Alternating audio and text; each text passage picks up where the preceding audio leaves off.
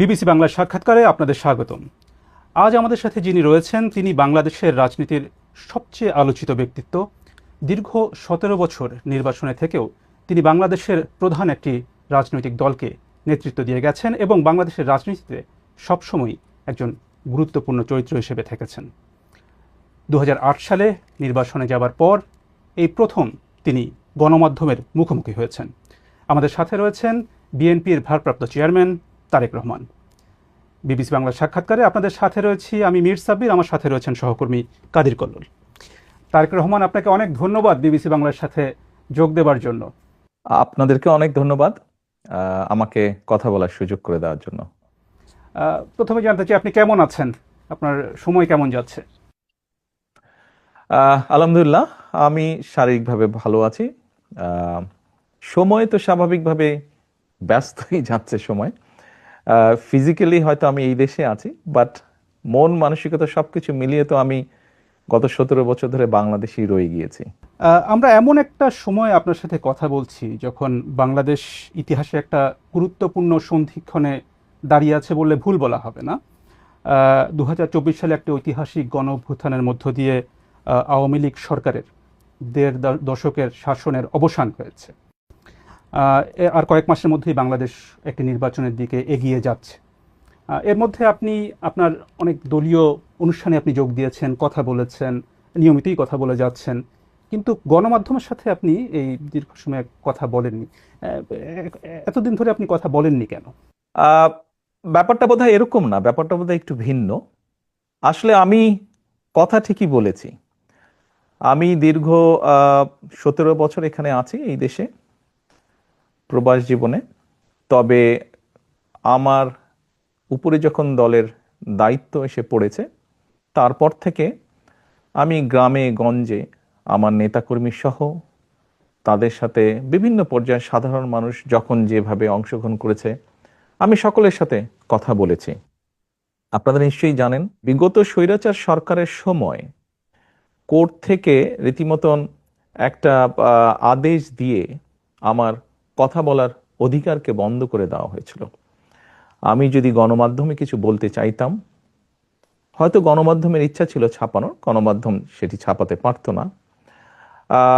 আমি একবার প্রেস ক্লাবে কথা বলেছিলাম, তখন পরের দিন দেখলাম যে প্রেস ক্লাবে তখনকার যেই প্রেস ক্লাবের যারা সদস্য ছিলেন বা কমিটি ছিল তারা তাদের মিটিং ডেকে একটি সভা করে তারা সিদ্ধান্ত নেয় যে তারা তখন আমাকে আইনের দৃষ্টিতে ফেরারি বলা হয়েছিল, যে সেরকম কোনো ব্যক্তিকে তারা প্রেস ক্লাবে কথা বলতে দিবে না। এভাবে তারা চেষ্টা করেছিল আমার কথা বন্ধ করে রাখতে। আমি কথা বলেছি সামাজিক মাধ্যম সহ বিভিন্ন পন্থায় আমি পৌঁছানোর চেষ্টা করেছি, আমি ইনশাল্লাহ পৌঁছিয়েছি মানুষের কাছে। কাজে গণমাধ্যমে যে কথা বলিনি তা না, আমি কথা বলেছি, হয়তো আপনারা তখন কথা নিতে পারেননি অথবা শুনতে পারেননি, ইচ্ছা থাকলেও ছাপাতে পারেননি, হয়তো প্রচার করতে পারেননি, কিন্তু আমি বলেছি, আমি থেমে থাকিনি। আমি অবশ্য সাক্ষাৎকারের কথা বলছিলাম, যে প্রশ্নোত্তরের বিষয়টি, মানে বিশেষ করে গত এক বছরে বাংলাদেশে গণ অভ্যুত্থানের ১ বছর পেরিয়ে গেছে যেমনটা বলছিলাম, এবং অনেকের ধারণা ছিল আওয়ামী লীগ সরকারের পতনের পর আপনি দেশে এসে সশরীরে দলের নেতৃত্ব দেবেন, এবং গত ১ বছরে যে প্রশ্নটা বারবার ঘুরে ফিরে এসেছে এবং এখনো আসছে, যে আপনি এখনো দেশে ফেরেননি কেন? কেন আপনি এখনো দেশে ফেরেননি? কিছু সঙ্গত কারণে হয়তো ফিরাটা হয়ে উঠেনি এখনো, তবে সময় তো চলে এসছে, মনে হয় ইনশাল্লাহ দ্রুতই ফিরে আসব। সেটা কবে আমরা কি জানতে পারি? দ্রুতই, মনে হয় দ্রুতই ইনশাল্লাহ। নির্বাচনের আগে কি তাহলে আপনি দেশে আসবেন এমন সম্ভাবনা তাহলে বলা যায়? রাজনীতি যখন করি, আমি একজন রাজনৈতিক কর্মী হিসেবে স্বাভাবিক নির্বাচনের সাথে রাজনৈতিক দল রাজনৈতিক কর্মীর একটি ওতপ্রোত সম্পর্ক। কাজেই যেখানে একটি প্রত্যাশিত, জনগণের প্রত্যাশিত নির্বাচন হবে, সেই নির্বাচনের সময় কেমন করে দূরে থাকব? আমি তো, আমার সর্বোচ্চ চেষ্টা থাকবে, ইচ্ছা থাকবে, আগ্রহ থাকবে সেই প্রত্যাশিত নির্বাচন জনগণ চাইছে, সেই প্রত্যাশিত নির্বাচন যখন অনুষ্ঠিত হবে জনগণের সাথে, জনগণের মাঝেই থাকবো ইনশাল্লাহ। একটা বিষয় যেটা আপনার দল থেকে মাঝে দলের নেতাদের কেউ কেউ কখনো কখনো বলেছেন, যে একটা নিরাপত্তার শঙ্কার কথা বলেছেন আপনি না আসার পেছনে। আপনি কি কোনো ধরনের শঙ্কা করেছেন এর মধ্যে? আহ বিভিন্ন রকম শঙ্কার কথা তো আমরা অনেক সময় বিভিন্ন ব্যক্তির কাছে তো শুনেছি, সরকারেরও বিভিন্ন ব্যক্তির কাছ থেকেও তো অনেক সময় অনেক শঙ্কার কথা আহ, বিভিন্ন মাধ্যমে বিভিন্ন মিডিয়াতে প্রকাশিত হয়েছে। জুলাই গণ অভ্যুত্থানের প্রসঙ্গে একটু আসি। জুলাই গণ অভ্যুত্থানে আপনার ভূমিকা নিয়ে অনেক আলোচনা আছে। এটি মোটামুটি সব পক্ষই স্বীকার করে যে সেই সময়ে আপনার একটা সক্রিয় ভূমিকা ছিল। আবার আপনার দলের কোনো কোনো নেতা বা সমর্থক তারা এই অভ্যুত্থানের আপনাকে একমাত্র মাস্টারমাইন্ড হিসেবে আখ্যা দিয়েছেন। আপনি কি নিজেকে এই আন্দোলনের মাস্টারমাইন্ড হিসেবে দেখেন? না, আমি অবশ্যই এই জুলাই আন্দোলনে আমাকে আমি কখনোই মাস্টার মাইন্ড হিসেবে দেখি না।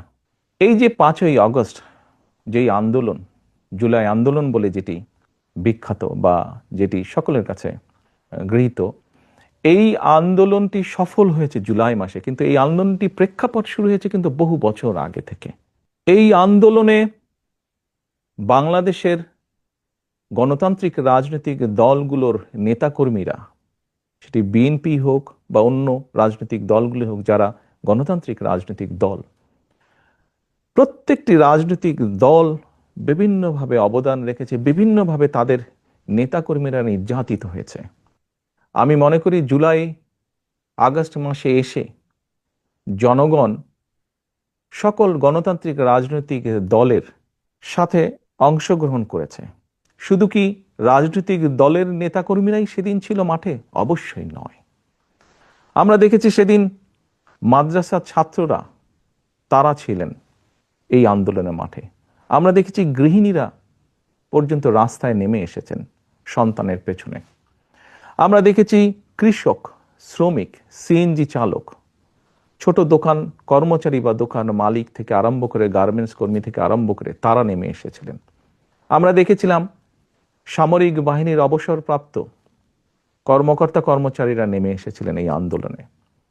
এমন অনেক সাংবাদিক যারা স্বৈরাচারের অত্যাচারে নির্যাতিত হয়ে দেশ থেকে বাইরে চলে যেতে বাধ্য হয়েছিলেন, তারা সম্পৃক্ত হয়েছিলেন এই আন্দোলনে।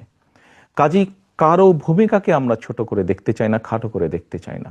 আমি বিশ্বাস করি দৃঢ়ভাবে সমাজের দল মত নির্বিশেষে, শ্রেণী বিন্যাস নির্বিশেষে প্রত্যেকটি মানুষের অবদান আছে। এই আন্দোলন ছিল বাংলাদেশের জনগণের আন্দোলন, যারা গণতন্ত্রে বিশ্বাস করেন। এই আন্দোলনের মাস্টার মাইন্ড কোনো দল, কোনো ব্যক্তি নয়। এই আন্দোলনের মাস্টার মাইন্ড বাংলাদেশের গণতান্ত্রিকামী জনগণ।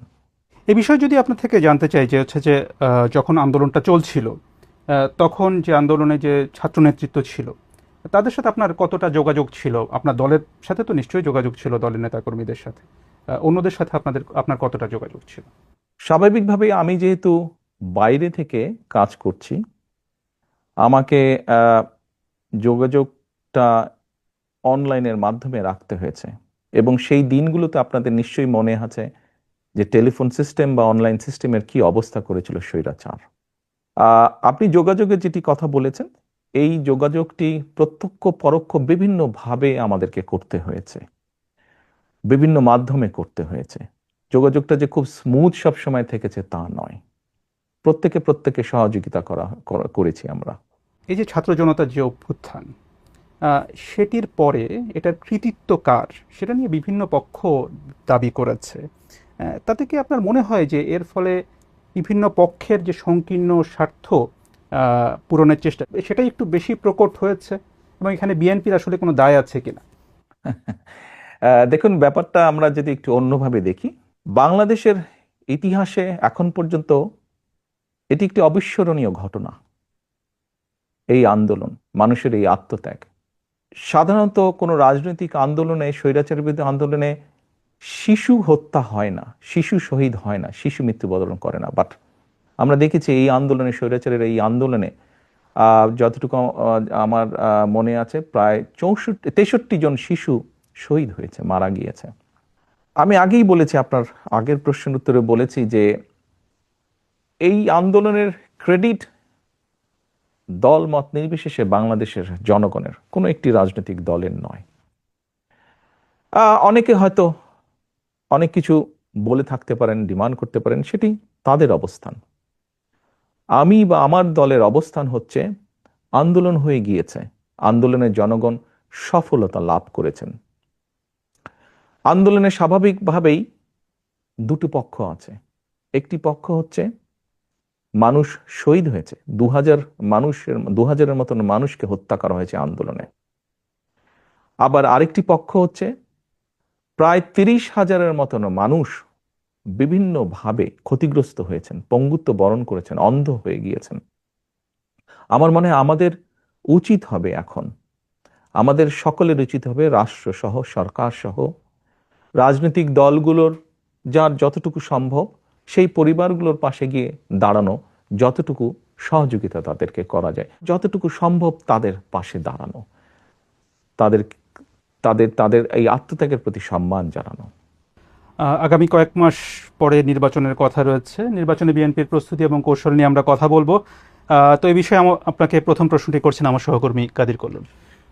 নির্বাচন প্রসঙ্গে যদি আসি, অন্তর্বর্তী সরকারের শুরু থেকেই দেখা গেছে যে বিএনপির পক্ষ থেকে দ্রুত নির্বাচন দাবি করা হয়েছে।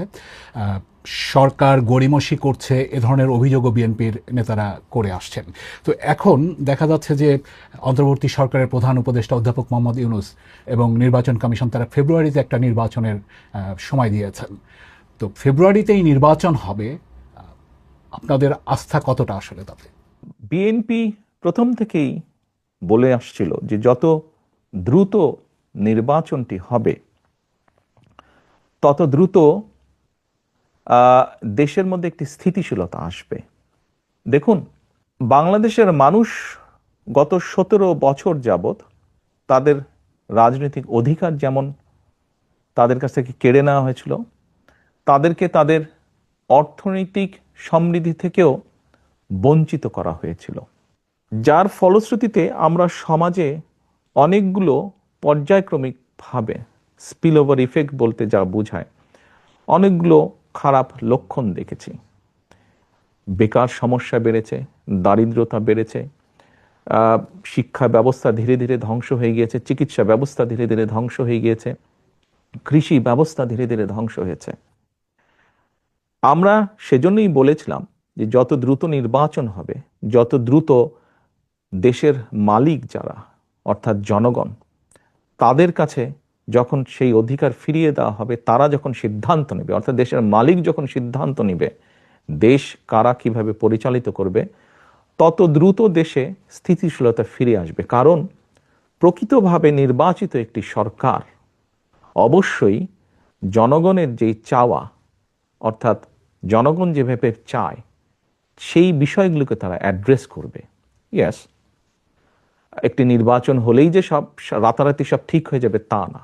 সমস্যাগুলোকে যখন আপনি অ্যাড্রেস করবেন, খুব স্বাভাবিকভাবেই ধীরে ধীরে সমস্যা কমতে শুরু করবে।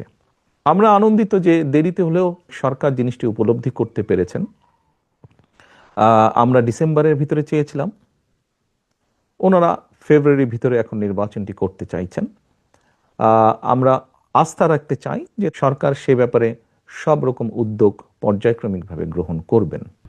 এখন যেহেতু আপনারা বলছেন যে আপনারা আস্থা রাখতে চান, সেখানে নির্বাচন নিয়ে আপনার পরিকল্পনাটা কি? মানে এককভাবে বিএনপি নির্বাচন করবে, মানে দলগতভাবে, নাকি জোটবদ্ধভাবে আসন ভাগাভাগির মাধ্যমে নির্বাচন করবে?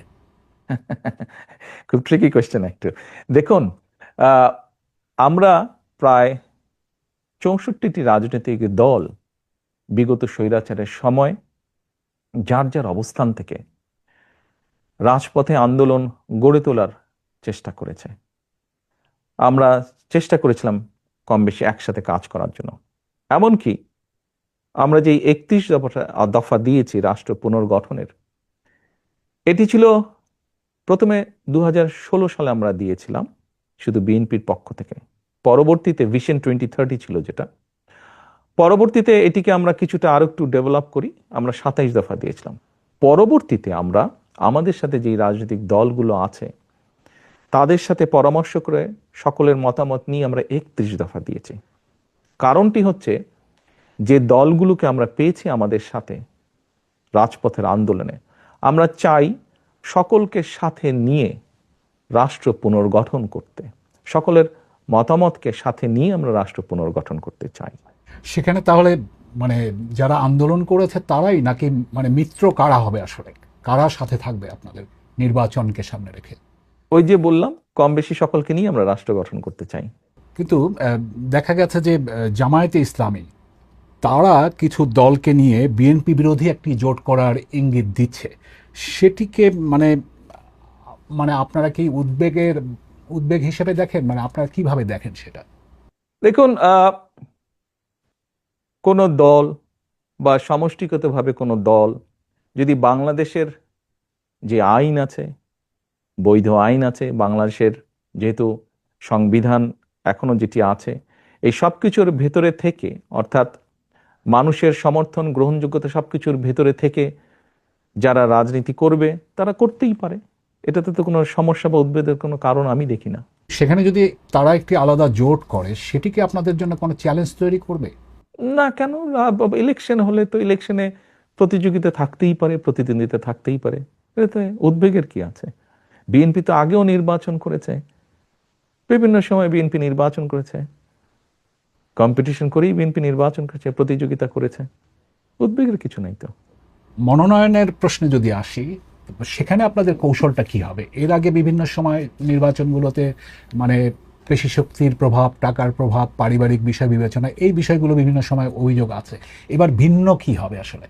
আমরা কখনোই, আপনি যেই বিষয়গুলো বললেন, আমরা কখনোই এইসব বিবেচনায় নিয়ে কখনোই আমার দল নমিনেশন ব্যাপারে সিদ্ধান্ত নেয়নি। আমাদের নমিনেশনের ব্যাপারে সিদ্ধান্ত সব সময় কম বেশি যা ছিল বা ভবিষ্যতে আমরা যেটিকে মূল্যায়ন করব সেটি হচ্ছে, অবশ্যই কোন একটি পার্টিকুলার এলাকা থেকে আমরা আমাদের দলের এমন একজন ব্যক্তিকেই নমিনেশন দিতে চাইব যে ওই এলাকার সমস্যা সম্পর্কে সচেতন আছে, যার সাথে ওই এলাকার মানুষের সম্পৃক্ততা আছে, উঠা বসা আছে, যে ওই এলাকার মানুষের সমস্যার সমাধান করতে সক্ষম, যে ওই এলাকার বিভিন্ন শ্রেণীর মানুষ, তরুণ, নারী, মুরব্বী সহ ছাত্র ছাত্রী, সবার সাথে যার একটা কমিউনিকেশন আছে, এই ধরনের মানুষকেই আমরা প্রায়োরিটি দিব। খুবই স্বাভাবিক। অর্থাৎ যার প্রতি জনসমর্থন আছে, যে জনসমর্থনকে তার সাথে রাখতে পারে, জনগণের যার প্রতি সমর্থন আছে, সেরকম মানুষকে দেখেই আমরা নমিনেশন দেব। সেখানে তৃণমূলের মতামত কতটা প্রাধান্য পাবে? অভিযোগ যে তৃণমূলের মতামত প্রাধান্য কম পায়। না, ব্যাপারটা এরকম না। দেখুন, গণতন্ত্রে স্বাভাবিক যেখানেই গণতন্ত্র আছে সেখানে মতামত থাকতেই পারে, বিভিন্ন রকম মতামত, অভিযোগ। হয়তো এক জায়গায় 50 জন আছে, 50 জনের মধ্যে 30 জন একটি কথা বলছে, 15 জন একটি কথা বলছে, বাকি সংখ্যক ব্যক্তি আরেকটি কথা বলছে। তাহলে আপনি কি বলবেন যে মতামত না হচ্ছে? না, না, স্বাভাবিকভাবেই যেখানে আমরা মেজরিটির যেটা মতামত পাবো এলাকার মানুষের কম বেশি, আমরা তো আমাদের মতন করে খোঁজ করছি, সেটি তৃণমূলই হোক বা সেটি সাধারণ মানুষের হোক। এখানে একটি বিষয় উল্লেখযোগ্য, আমরা কিন্তু দলের নেতৃত্ব নির্বাচন করছি না, আমরা নির্বাচন করছি এমন একজন ব্যক্তিকে যে শুধু দলেরই সমর্থন নয়, বরং দলমত নির্বিশেষে ওই এলাকার অধিকাংশ মানুষের সমর্থন যার প্রতি আছে, আমরা এরকম একজন মানুষকে বের করে আনতে চাইছি, এরকম একজন মানুষকে আমাদের দলের মনোনয়ন দিতে চাইছি। শুধু দল দিয়ে তো নির্বাচন হবে না, নির্বাচনে তো সাধারণ মানুষের অংশগ্রহণ থাকে, বিভিন্ন মানুষের অংশগ্রহণ থাকে। কাজেই যার সমর্থন আমরা খুঁজে বের করার চেষ্টা করছি, যার প্রতি বিভিন্ন শ্রেণী পেশার মানুষের সমর্থন আছে, শুধুমাত্র দলীয় সমর্থন নয়, এরকম মানুষ। নির্বাচন প্রসঙ্গে আপনার কাছে জানতে চাই যে আগামী নির্বাচনে আপনার ভূমিকা কি হবে? আপনি কি সরাসরি নির্বাচন করছেন? আপনাকে কি আমরা প্রধানমন্ত্রী পদের প্রত্যাশী হিসেবে দেখতে পাবো নির্বাচনে? আমার মনে হয় আপনি প্রথম দিকে বোধহয় একটা প্রশ্ন করেছেন, আমি ওখানে বলেছিলাম যে স্বাভাবিক আমি একজন রাজনৈতিক দলের সদস্য, একজন রাজনৈতিক কর্মী। আমি নির্বাচনের সাথে তো রাজনৈতিক দল এবং রাজনৈতিক কর্মীর ওতপ্রোত সম্পর্ক। কাজেই নির্বাচন যেখানে একটি মানে জনগণের সম্পৃক্ত এরকম একটি নির্বাচন হবে, সেখানে তো অবশ্যই আমি নিজেকে দূরে থাকতে পারবো না, আমাকে আসতেই হবে। স্বাভাবিকভাবেই মাঠেই ইনশাল্লাহ থাকবো আমি। আপনার প্রশ্নের পরের যে অংশটি ছিল, দেখুন, আমি মনে করি এটির সিদ্ধান্ত বাংলাদেশের জনগণের, এটি তো আমার সিদ্ধান্ত না, এটি সিদ্ধান্ত নেবে বাংলাদেশের জনগণ। কিন্তু আপনি নির্বাচনে অংশ নেবেন কিনা সেই সিদ্ধান্ত তো আপনাকে নিতে হবে। না না, সেটি তো নিব, কেন নিব না, অবশ্যই নিব।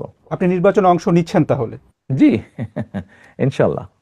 অর্থাৎ আপনি বিএনপি যদি ক্ষমতায় আসে বা নির্বাচনে অংশ নেয়, সেক্ষেত্রে প্রধানমন্ত্রী পদের প্রত্যাশী হিসাবে আমরা তারেক রহমানকে দেখতে পাবো, সেটা আমরা নিশ্চিতভাবে বলতে পারি।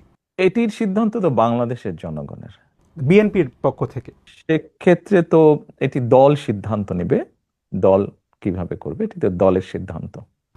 সাবেক প্রধানমন্ত্রী এবং আপনাদের দলের চেয়ারপারসন খালেদা জিয়া, তিনি কি এই নির্বাচনে কোনো ভূমিকায় থাকবেন? তাকে কি আমরা নির্বাচনে কোনো ভূমিকায় দেখতে পাবো?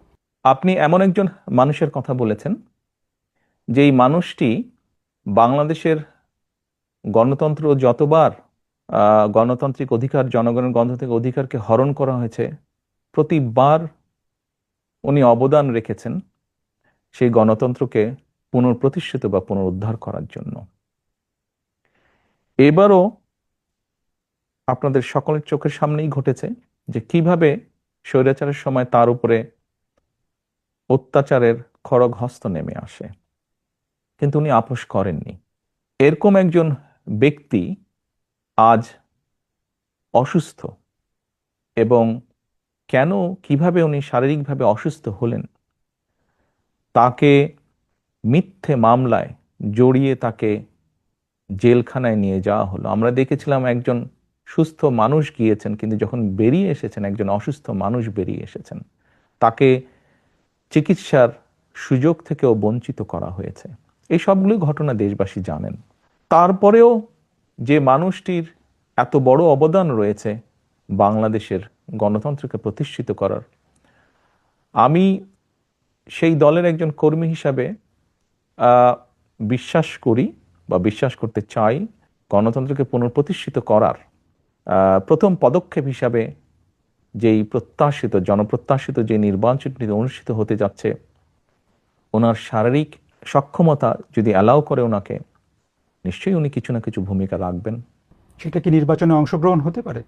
এইটি আমি এখনো বলতে পারছি না। আমি মাত্রই বললাম যে ওনার শারীরিক ফিজিক্যাল এবিলিটির উপরে বিষয়টি কিছুটা হলেও নির্ভর করছে।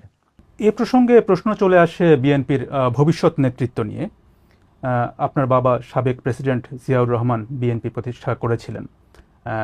আপনার মা সাবেক প্রধানমন্ত্রী খালেদা জিয়া, তিনি 4 দশক বিএনপির নেতৃত্ব দিয়েছেন। এখন আপনি বিএনপির নেতৃত্বে রয়েছেন, কার্যত দলের নেতৃত্বে রয়েছেন আপনি। বিএনপির ভবিষ্যৎ নেতৃত্বে পরিবারের প্রভাব কতটা থাকে? দেখুন, বিষয়টিকে আমি একটু তাহলে অন্যভাবে উপস্থাপন করি। সব রকম সকলের মতামতের প্রতি শ্রদ্ধা রেখেই আমি বলতে চাইছি।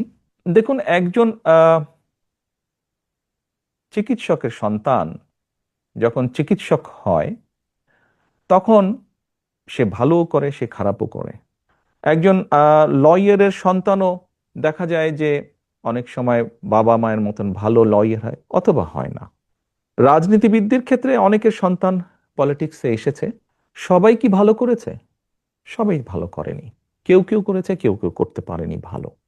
আপনি যদি আমাকে ইঙ্গিত করে থাকেন, তাহলে এইভাবে আমি বলবো যে দেখুন, আমরা দেখেছি বাংলাদেশের মতন দেশে রাজনীতি যারা করেন, বিগত 17 বছরে দেখেছি, তার আগেও আমরা দেখেছি রাজনীতিবিদরা রাজনীতি করতে গিয়ে বিভিন্নভাবে হ্যারাসমেন্টের শিকার হন, মিথ্যে মামলার শিকার হন। আমাদের বহু নেতাকর্মী শারীরিক নির্যাতনের শিকার হয়েছে, জেল জুলুম খেটেছে, ঘর বাড়ি ভেঙে দেওয়া হয়েছে। যেই কয়টা উদাহরণ দিলাম আমি মাত্র, আপনি কি বলতে পারবেন এর কোনোটার মধ্যে দিয়ে আমি যাইনি? এর প্রতিটার ভেতর দিয়ে আমি গিয়েছি, প্রত্যেকটা স্তর পার করে এসেছি। আমি শারীরিকভাবে নির্যাতিত হয়েছি, যেই নির্যাতনের চিহ্ন এখনো কখনো কখনো আমাকে সহ্য করতে হয়। জেল জুলুম খেটেছি, আমি বিভিন্নভাবে মিথ্যা অপপ্রচারের শিকার হয়েছি। আমি সবকিছুর ভিতর দিয়ে আমি পেরিয়ে এসেছি। কাজেই এই জন্য এই কথাগুলো আমি বললাম যে রাজনীতি পরিবারীকরণ হয় না, এটি সমর্থনের ভিত্তিতে হয়। কাজেই যে অর্গানাইজ করে জনগণকে ঐক্যবদ্ধ করে, দলকে ঐক্যবদ্ধ করে সামনে এগিয়ে যেতে পারবে, সে এগিয়ে যেতে পারবে। কেউ যদি এগিয়ে যেতে না পারে তাহলে সে এগিয়ে যেতে পারবে না। সময় পরিস্থিতি সবকিছু প্রমাণ করে দিবে, বলবে। আপনার স্ত্রী বা কন্যা বা আপনার পরিবারে যারা আছেন তারা রাজনীতিতে আসবেন কিনা এটা নিয়ে কিন্তু ব্যাপক আলোচনা হয় কিন্তু রাজনীতিতে। তো এ ধরনের কি কোনো সম্ভাবনা আছে বা তারা আগ্রহী কিনা রাজনীতিতে আসার ব্যাপারে? আমি ওই যে বললাম সময় পরিস্থিতি বলে দিবে ওটা। একটু আবার আপনাদের নির্বাচন সরকারের দিকে যাই। বিএনপি সর্বশেষ সরকারে ছিল 2001 থেকে 2006 সালের মধ্যে। এর প্রায় 19 বছর পরে বিএনপির সামনে আবার একটা সরকার গঠনের সুযোগ তৈরি হয়েছে, এবং সেই তখনকার যে বিএনপি আর এখনকার যে বিএনপি, এই দুটোর মধ্যে পার্থক্যটা আপনি কোথায় কি বলবেন, যে পার্থক্য কি? এই 19 বছরে আমরা বাংলাদেশ বলি বা পুরো বিশ্ব বলি, অনেক কিছু পরিবর্তিত হয়েছে। সমাজ ব্যবস্থা পরিবর্তিত হয়েছে, অর্থনৈতিক ব্যবস্থা পরিবর্তিত হয়েছে। দুটো বড় বড় জিনিসের বোধহয় পরিবর্তন হয়েছে। একটি হচ্ছে কোভিডের ভিতর দিয়ে পুরো বিশ্ব গিয়েছে। এই কোভিড বিভিন্নভাবে আমাদের অনেক কিছু চিন্তা ভাবনা মনোজগৎ চেঞ্জ করেছে। ঠিক একইভাবে যদি আরেকটি বিষয় আমরা দেখি, এই যে আপনার সাথে আমি কথা বলছি অনলাইনে, এই যে আইটি বা সোশ্যাল মিডিয়া, এই পুরা বিষয়টা কিন্তু মানুষের মনোজগৎকে ভিন্নভাবে ভিন্ন রকম করেছে। অনেক ক্ষেত্রে একটা একটা একটা মনোজগতে একটা প্রভাব বিস্তার করেছে। খুব স্বাভাবিকভাবে আপনি যেই সময়ের কথা বলেছেন সেই সময় এই বিষয়গুলো হয়তো সেভাবে ছিল না। তো স্বাভাবিকভাবেই এই সব কিছু বিবেচনা করে সামনের দিনগুলোতে আমাদেরকে এই বিষয়গুলোকে গুরুত্ব রেখে বিভিন্ন বিষয়ে চিন্তা ভাবনা করতে হচ্ছে। আমরা সেভাবে চিন্তা ভাবনা করে আমাদের প্ল্যান প্রোগ্রাম বিষয়গুলোকে আমরা সাজাচ্ছি। সেই সময় থেকে 19 বছর আগে আমাদের যেসব প্ল্যান প্রোগ্রাম ছিল তার থেকে কিছুটা পরিবর্তন হবে, কিন্তু ওই যে বেসিক যে জিনিসটা, সেটা হচ্ছে মানুষের বেটারমেন্ট, মানুষের ভালো ভালো কিছু করার জন্য, মানুষ যাতে আজকে যেমন আছে আগামীকাল যাতে একটু বেটার থাকতে পারে। কিভাবে সেটা করা যেতে পারে, কে কোন শ্রেণী কিভাবে একটু বেটার থাকতে পারে, সেটাই থাকবে আমাদের সবচেয়ে প্রায়োরিটি ইস্যু। বিগত যখন বিএনপি সরকারে ছিল তখন অনেক বিষয় নিয়ে আলোচনা সমালোচনা ছিল, তার মধ্যে একটা বড় বিষয় ছিল দুর্নীতির অভিযোগ। সরকারে যারা ছিলেন তাদের অনেকের বিরুদ্ধে, বা সেই সময় যেভাবে দুর্নীতি হচ্ছিল বিভিন্ন জায়গায়, আপনার নিশ্চয়ই মনে আছে যে দুর্নীতির সূচকে বাংলাদেশের অবস্থান নিয়ে তখন অনেক সমালোচনা হয়েছিল। এ ধরনের পরিস্থিতি যে আর হবে না, এই বিষয়ে আপনি ভোটারদেরকে কিভাবে আশ্বস্ত করবেন?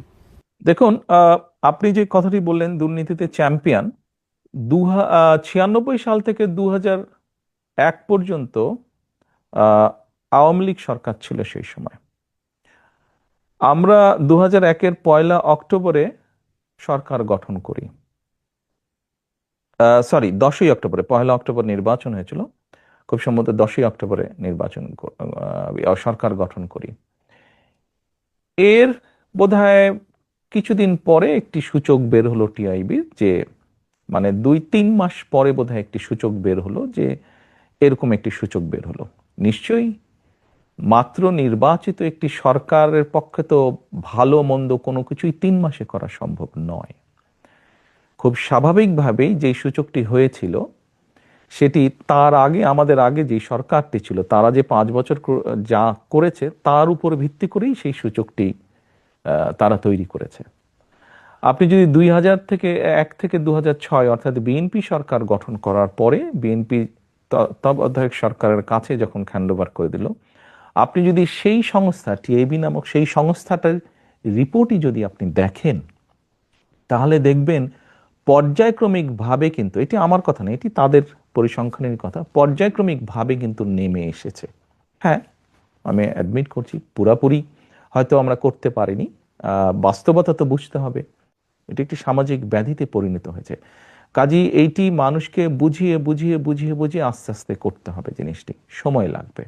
আমি এখন যত কথাই বলি না কেন, বাস্তবতা হচ্ছে এই বিষয়টি যেহেতু সময় লাগবে, আমাদেরকে কাজ দিয়ে প্রমাণ করতে হবে। সেজন্যই আমি ভোটারদেরকে এতটুকু বলতে পারবো, আমরা যদি সুযোগ পাই, জনগণ যদি আমাদেরকে সেই সুযোগ দেন, তাহলে আমাদের সর্বোচ্চ চেষ্টা থাকবে আমরা যাতে একটি এমন অবস্থা তৈরি করতে পারি যেখানে কিছুটা হলেও আমরা বহির্বিশ্বে বিশ্বের অন্য দেশের সামনে কিছুটা হলেও যাতে সম্মানের সাথে মাথা উঁচু করে কথা বলতে পারি। এ প্রসঙ্গে এই 5ই আগস্টের পরে যে বিএনপির অনেক নেতাকর্মীর বিরুদ্ধে এরই মধ্যে চাঁদাবাজি বা দখলের মতো নানা অভিযোগ এসেছে, আপনি জানেন, এবং আপনাদের দল থেকে অনেকে বহিষ্কার করা হয়েছে। এটা ঠিক, আবার একই সাথে এটা ঠিক যে এই অভিযোগগুলো কিন্তু বারবার আসছে। তো এটা থামানো যাচ্ছে না কেন? আপনার প্রতি সম্মান রেখে আপনার সাথে এগ্রিও যেমন করব, আবার এখানে অন্য একটি বিষয় আমি তুলে ধরতে চাইবো। এর মধ্যে নিশ্চয়ই আপনারা বিভিন্ন সংবাদ মাধ্যমে দেখেছেন যে আমরা প্রায় 7,000-এর মতন আমাদের নেতাকর্মীর বিরুদ্ধে আমরা কিছু সাংগঠনিক ব্যবস্থা গ্রহণ করেছি। কিন্তু এই 7,000-এর সবাই কিন্তু আপনি যে অভিযোগ করলেন এই অভিযোগের সাথে জড়িত নয়। অন্য 7,000-এর মধ্যে এমন অনেক বিষয় আছে যারা অন্য সাংগঠনিক বিষয়ের সাথে জড়িত। এটি গেল একটি বিষয়। দ্বিতীয় বিষয়টি হচ্ছে, আমাদের কাছে এরকম যখন অনেক অভিযোগ এসেছে, আমরা অভিযোগগুলো তদন্ত করেছি। তদন্ত করার পরে আমরা বেশ কিছু বিষয় পেয়েছি। যেমন আমি দু একটি উদাহরণ দিয়ে আপনাকে বলি। যেমন ধরেন, দুই ভাই, কোনো একটি এলাকায় দুই ভাই আছে। দুই ভাইয়ের মধ্যে পারিবারিক সম্পত্তি, সহায় সম্পত্তি নিয়ে একটি সমস্যা আছে। এক ভাই বিগত যে স্বৈরাচার, পলাতক স্বৈরাচার, তাদের কারোর সাথে এক ভাইয়ের খুব ভালো সম্পর্ক।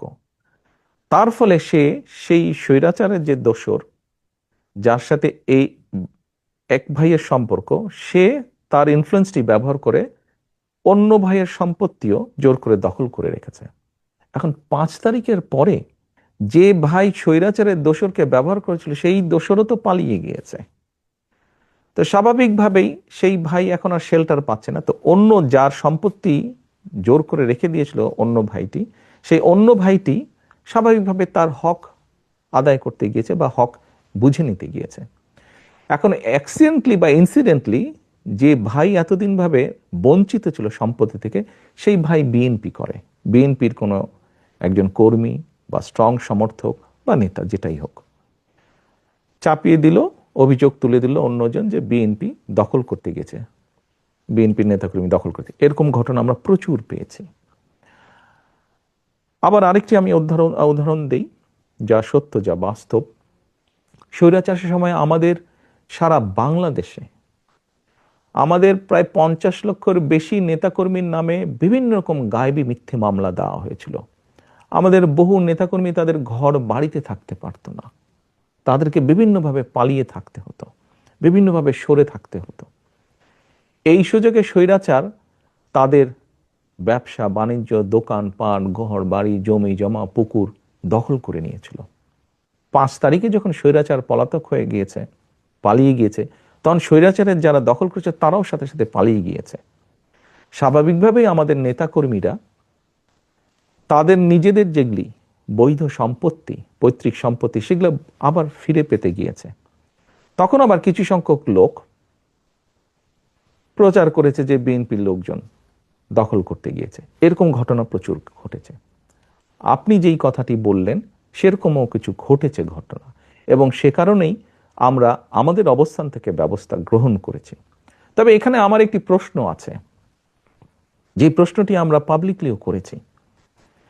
দেখুন, আমরা একটি রাজনৈতিক দল, কিছু ঘটনা ঘটেছে, আমরা অস্বীকার করছি না, ঘটেছে। যেমন আমরা ব্যবস্থা নিয়েছি তাদের বিরুদ্ধে, যতটুকু আমরা জেনেছি, যতটুকু আমরা তদন্তের পরে পেয়েছি, যখন সত্যতা পেয়েছি আমরা ব্যবস্থা নিয়েছি।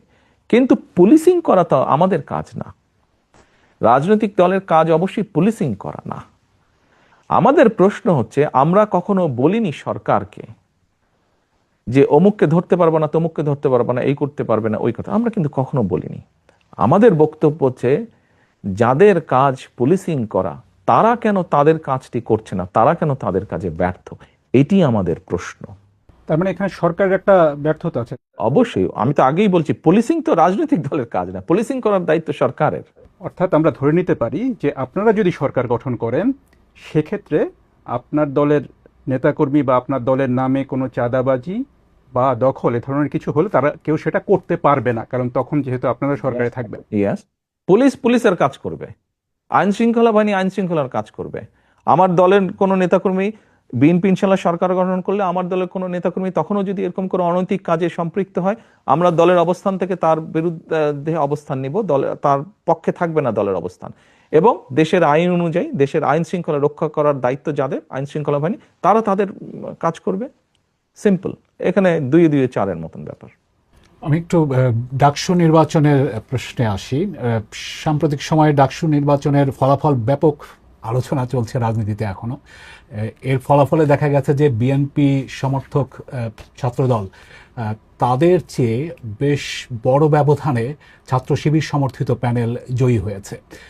আপনি কিভাবে দেখেন এই ফলাফলটাকে? আসলে আমি মনে করি গণতান্ত্রিক যাত্রার একটি ভালো উদ্যোগ, এটি ভালো সূচনা। এটি গেলে এক নম্বর। দ্বিতীয় বিষয়টি হচ্ছে, যারা জয়ী হয়েছেন বা এরকম আরো ভবিষ্যতে যারা জয়ী হবেন তাদের প্রতি শুভেচ্ছা, এবং যারা ভবিষ্যতে জয়ী হবেন তাদের প্রতি অগ্রিম শুভেচ্ছা রইল।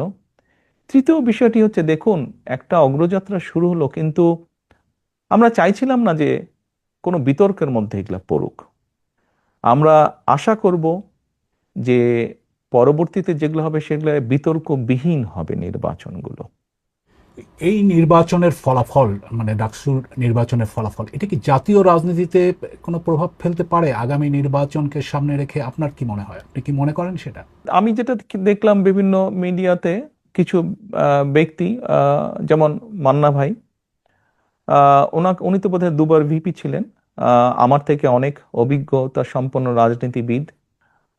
আমরা যদি ওনার বক্তব্য শুনে থাকি বা ধরে থাকি, তাহলে তো আমি মনে করি না কোনো কারণ আছে। ছাত্র রাজনীতি ছাত্র রাজনীতির জায়গায়, জাতীয় রাজনীতি জাতীয় রাজনীতির জায়গায়। এখন যে সক্রিয় দলগুলো আছে তাদের মধ্যে জামায়াত ইসলামীর প্রশ্নে যদি একটু আসি, যে জামায়াত ইসলামীকে ঘিরে বিএনপির নেতাদের অনেক সমালোচনা করতে দেখা যাচ্ছে গত সাম্প্রতিক সময়ে। তো জামায়াত ইসলামী সম্পর্কে আপনার মনোভাবটা কি আসলে? বিষয়টা হচ্ছে যে, দেখুন, বাংলাদেশের স্বীকৃত যে নিয়ম কানুন, আইন কানুন আছে, এগুলোর ভিতরে থেকে যদি কেউ কেউ যদি রাজনীতি করে, অবশ্যই করতে পারে। বিএনপি সবসময় বহুদলীয় রাজনীতিতে বিশ্বাস করে, কাজেই বিষয়টি আমরা এভাবেই দেখতে চাই।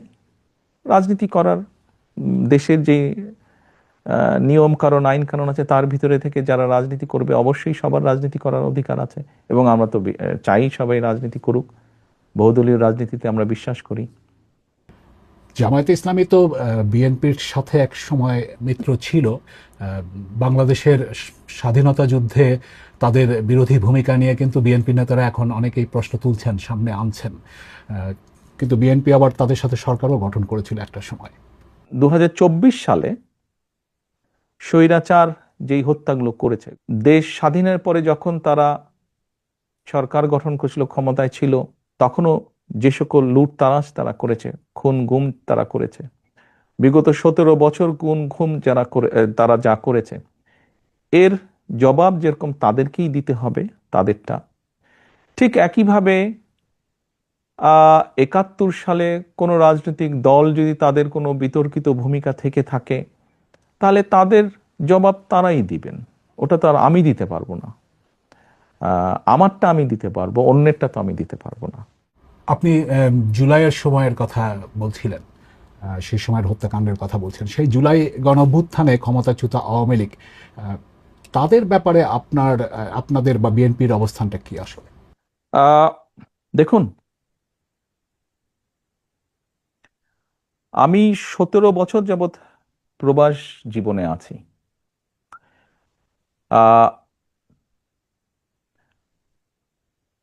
111 তথাকথিত 111 সরকারের সময় যেই শারীরিক নির্যাতন আমার উপরে হয়েছিল, তারপরে চিকিৎসার জন্য আমি এই দেশে আসি।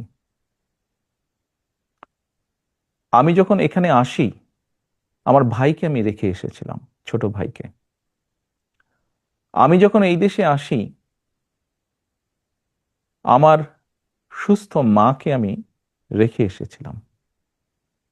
একটি ঘর রেখে এসেছিলাম, যেই ঘরে আমি এবং আমার ছোট ভাই বড় হয়েছি, যেই ঘরে আমার বাবার স্মৃতি ছিল, যেই ঘরে আমাদের দুই ভাইয়ের সন্তানরা জন্মগ্রহণ করেছিল, যেই ঘরে আমার মায়ের বহু স্মৃতি ছিল, সেই স্মৃতিগুলোকে ভেঙে চুরে ধুলায় মিশিয়ে দেওয়া হয়েছে। যে ভাইকে আমি রেখে এসেছিলাম সেই ভাই এখন আর নেই। যেই সুস্থ মাকে রেখে এসেছিলাম সেই সুস্থ মা এখন সুস্থ নেই। শুধু অসুস্থই নন, ওনার উপরে মানসিক এবং শারীরিক নির্যাতনও করা হয়েছে। আমি আমার পরিবারের যেই কাহিনী আপনাদের সামনে তুলে ধরলাম, এটিকে আপনারা কাহিনী বলুন বা সংগ্রাম বলুন, যেটাই বলুন না কেন, এটি শুধু আমার কাহিনী না বা আমার পরিবারের কাহিনী না। এরকম কাহিনী বাংলাদেশের শত না হাজার হাজার পরিবারের, বা যেই পরিবারের বাবা, যেই পরিবারের ভাই, যে পরিবারের স্বামী, তার ঘরবাড়ি ধ্বংস করে দেওয়া হয়েছে, হ্যান্ডকাফ পরা অবস্থায় হাসপাতালের বারান্দায় মারা গিয়েছে, তা না হলে হ্যান্ডকাফ পরা অবস্থায় জেলের ভিতরে মারা গিয়েছে, সহায় সম্পত্তি ধ্বংস করে দেওয়া হয়েছে। এই সকল অন্যায়, এই সকল হত্যা, এই সকল নির্যাতনের জন্য যারা দায়ী, যারা এসবের হুকুম দিয়েছে, তাদের প্রত্যেকের বিচার হতে হবে। এটি প্রতিশোধের কোনো বিষয় নয়, এটি ন্যায়ের কথা, এটি আইনের কথা। অন্যায় হলে তার বিচার হতে হয়। কার সম্পর্কে কি মনোভাব সেটি গুরুত্বপূর্ণ নয়। এখানে একটা বিষয় আলোচনায় এসছে যে যারা অপরাধী তাদের বিচার হবে, কিন্তু দল হিসেবে আওয়ামী লীগ তাদের রাজনীতিতে অংশগ্রহণ করতে পারা না পারার প্রশ্ন। বিএনপিরও অনেক নেতা অনেক সময় বলেছেন যে কোনো রাজনৈতিক দলকে নিষিদ্ধ করার পক্ষে তারা নন। তো এখন নির্বাচনও সামনে আসছে, ফলে আওয়ামী লীগ রাজনীতি করতে পারবে কি পারবে না সেই ধরনের একটা প্রশ্ন আসছে। তো সেই জায়গাটাতে বিএনপির কি অবস্থানটা হতে পারে? দল হিসাবে তারা যদি অন্যায় করে থাকে তাহলে দেশের আইন অনুযায়ী তার বিচার হবে, দেশের আইন সিদ্ধান্ত নেবে। তার মানে এটা আদালতের বিষয় বলে মনে করছেন? দল হিসেবে যদি অন্যায় হয়ে থাকে তাহলে তাই হবে। সোজা কথায় অন্যায়কারীর বিচার হতে হবে, তো সেটি ব্যক্তি হোক, সেটি দলই হোক। যারা জুলুম করেছে তাদের তো বিচার হতে হবে, সেটি ব্যক্তিও হতে পারে, সেটি দলও হতে পারে। আপনি ব্যক্তিগতভাবে কি মনে করেন, আওয়ামী লীগের কি বাংলাদেশের রাজনীতিতে থাকা উচিত নাকি না? আমার মনে হয় আপনার কোনো কোনো প্রশ্নের উত্তরে আমি মনে হয় বলেছিলাম যে আমরা রাজনীতি করি জনগণের জন্য। আমরা বিভিন্ন সময় আমরা বিশ্বাস করি এবং বিভিন্ন সময় আমরা বলিও, আমরা বিএনপি আমরা যারা করি আমরা বলিও যে আমাদের রাজনৈতিক সমকল ক্ষমতার উৎস জনগণ। আমি দৃঢ়ভাবে বিশ্বাস করি এবং বিশ্বাস করতে চাই যে দলের ব্যক্তিরা বা যে দল মানুষ হত্যা করে, মানুষ গুম করে, মানুষ খুন করে, দেশের মানুষের অর্থ সম্পদ লুটপাট করে বিদেশে পাচার করে, জনগণ তাদেরকে সমর্থন করতে পারে বলে আমি মনে করি না। জনগণ যদি সমর্থন না করে কোনো রাজনৈতিক দল বা রাজনৈতিক সংগঠনকে, তাদের টিকে থাকার তো কোনো কারণ আমি দেখি না। যেহেতু জনগণের শক্তিতে আমরা বিশ্বাস করি, জনগণের সিদ্ধান্তে আমরা বিশ্বাস করি, জনগণের সিদ্ধান্তের উপরে আমরা আস্থা রাখতে চাই, এই বিষয়ের সবচেয়ে বড় বিচারক আমি মনে করি জনগণ। বিএনপির ভারপ্রাপ্ত চেয়ারম্যান তারেক রহমানের সাথে বিবিসি বাংলার সাক্ষাৎকারের এটি ছিল প্রথম পর্ব। দ্বিতীয় পর্বটি পেতে নজর রাখুন বিবিসি নিউজ বাংলার ইউটিউব চ্যানেল এবং ফেসবুক পাতায়।